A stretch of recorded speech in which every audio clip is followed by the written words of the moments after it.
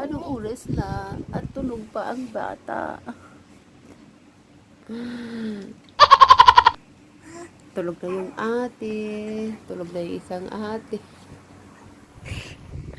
Actually, magkatabi talaga kami ni baby. Nilipat ko muna siya dyan kasi ang likot niya.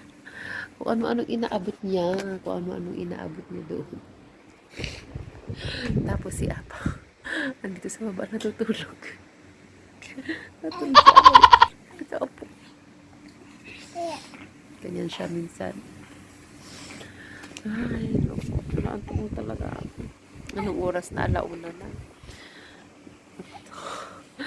Ha? Ha? Talagang bata na yan. Ha? Talagang bata na yan talaga. Ay, nako.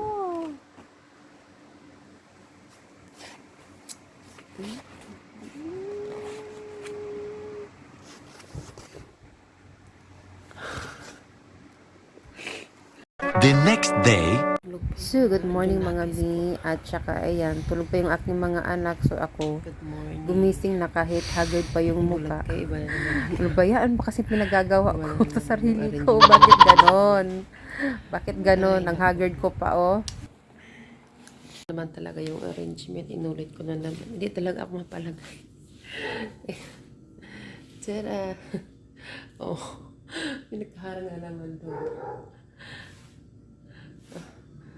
Iba na naman dito.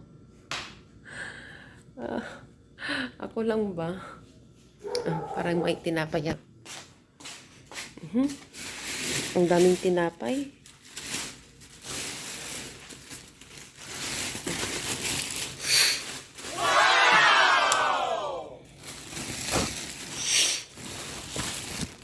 Ano ba yan? Oh, ang dami. Hindi na ubos.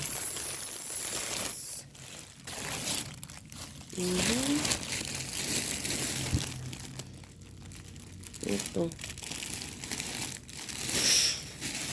Meron na naman tayong tinapay.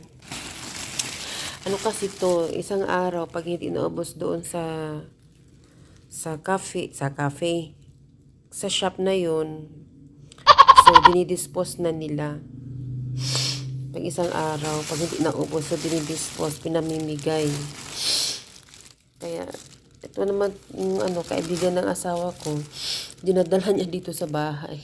Kasi yung ginagawa, mahal kasi yung tinapay dito, so pinamimigay ko yung yung mga tinapay na yun. Saka minsan yung iba binibigay ko sa aso namin. Pero konti-konti lang. Anyway, good morning. Good morning. Napagod ako kahapon sa ginawa ko. Kasi yung ginawa ko, tinulak ko to. Nilagay ko dito. Tulak ko kasi yan. Nilagay ko dyan para may harang. Ginawa ko na siyang ayan. Yan.